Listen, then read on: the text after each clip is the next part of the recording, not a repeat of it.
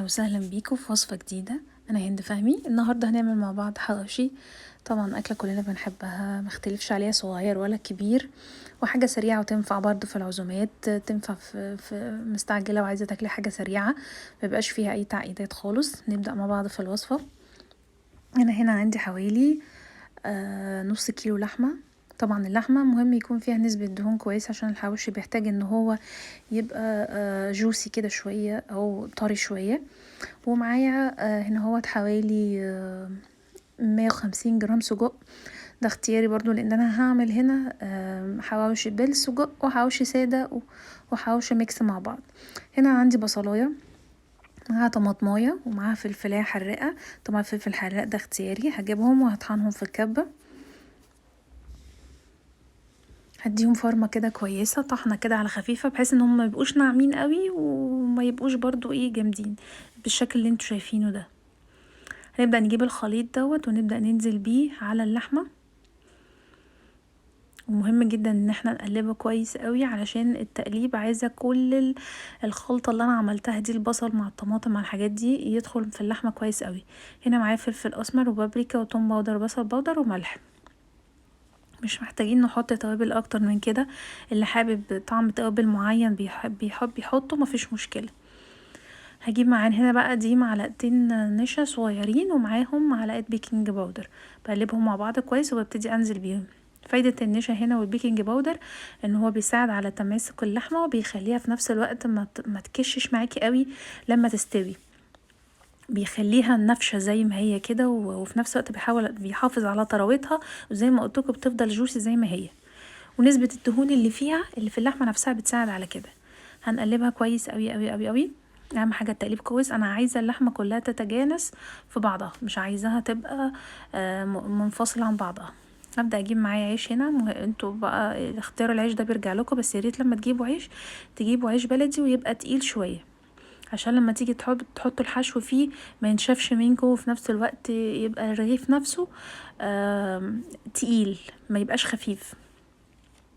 انا هنا بفتحه كده فتحه صغيره كده من فوق بحيث ان انا عشان لما اجي انزل بالحشو جواها ما تبقاش الحشوه تخرج من الجناب او تطلع من بره. هبدا اجيبه بقى كده زي ما انتوا شايفين واحشي وابدا ادوس عليه بايدي كويس قوي. انا عايزه طبعا لما ادوس عليه يوصل للاطراف يوصل لكل حته، علشان الحتت دي ما تتحرقش منك وانتي بتعمليها. اهم حاجه تدوسي كويس قوي وانتي بتعملي. انا هنا ببدا اهو اخد الحشو وابدا انزل بيه سنه سنه، وببقى هنا بقى حطيت ميكس، حطيت سجق على لحمه مفرومه.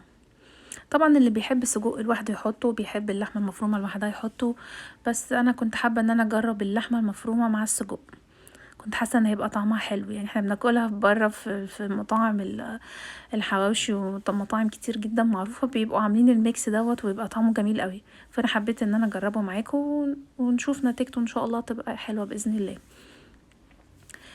كده انا خلاص شبه خلصت كده كله كده، حطيت كل اللحمه مع السجق، عملت الساده وعملت الميكس اللي مع بعضه كده خلصناهم. هنبتدي بقى نجيب معانا زيت ونبتدي ندهن وشه وندهن في الارضيه. في ناس بتدهن سمنه زي ما تحبي براحتك، بس هو الزيت هيديله لمعه شويه وهيديله لون يعني، فلو حابه بالزيت اوكي، حابه بالسمنه مفيش مشكله، بالزبده زي ما تحبي، بس خلينا ندهنه زيت احسن. ندهن من ورا ومن الوش ومن الظهر كويس قوي.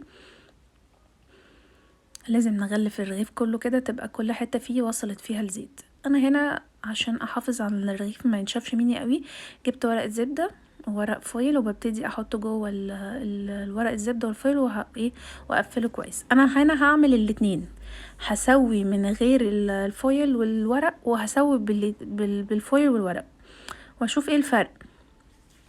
انا طبعا هنا اللحمه نيه فانا عايزه برضو والسجق ني، فانا عايزه الحاجات دي تستوي، فعشان كده هسويهم جزء، هسويه من غير فويل ومن غير ورق وجزء تاني بيه، وهبتدي احطه في الفرن وهسيبه حوالي من 30 ل 35 دقيقه، ومش هياخد معانا اكتر من كده. انت طبعا لو عندك صاجه ممكن تحطيه على الصاجه وتسويه على الصاجه يبقى احسن. وده شكله هو النهائي بعد ما طلع. طبعا هي الحروف شبه نشفت شويه عشان انا ده اللي هو كان بره الفويل، اللي كان في الفويل كان طري شويه. طبعا اللي بيحبه طري يخليه في الفويل ورق الزبده زي ما هو، اللي بيحبه مقرمش شويه يحطه من غيرها. ممكن تحطوه على صاجة، لو حطيتوه على صاجة برضو هيبقى حلو قوي. بس انا كنت حابة ان انا احطه جواه عشان زي ما قلتلكوا يفضل جوسي كده وطري. وده الشكل النهائي طبعا ليه بعد ما قطعته. الف هنا وشفا، يا رب ان شاء الله يعجبكم.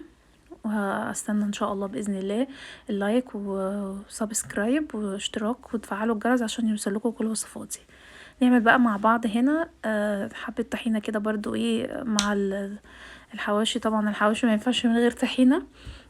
هبتدي اجيب معلقتين طحينة كويسين خام، وابتدي انزل عليهم برشة كمون ورشة ملح ورشة توم باودر وعصرة نص ليمونة، وابتدي اقلبهم كويس قوي.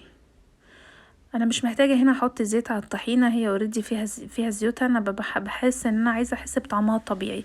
واديها رشه فلفل اسمر كده وانزل عليها بحبه ميه سخنين، وابتدي اقلب كويس جدا جدا. هتلاقي القوام بيتقل معاكي، تقومي مزوده شويه ميه لحد ما توصلي للقوام اللي انت محتاجاه او اللي انت بتحبيه. انا مش بحبها تقيله قوي ولا خفيفه قوي، بحبها وسط كده. ببتدي بقى انزل هنا الخل، بنزل بيه اخر حاجه، معلقه خل صغيره كده عشان الخل اصلا بيتقل الطحينه، فبخليه في الاخر خالص عشان اقدر اشوف القوام بتاعه تقل ولا لا. وده بيكون شكله النهائي اهو بعد ما حطيته. بقلبه كويس قوي، وبعدين ببدا اجيبه في طبق التقديم واقدمه. بتسيبوها طبعا في التلاجة عشان تسقع وتتماسك معاكم، بيبقى طعمها حلو جدا وسهله وبسيطه وما فيهاش اي حاجه خالص. وبالهنا والشفا، واتمنى ان شاء الله الوصفه تكون عجبتكم، واستناكم ان شاء الله في وصفات تانية جديده.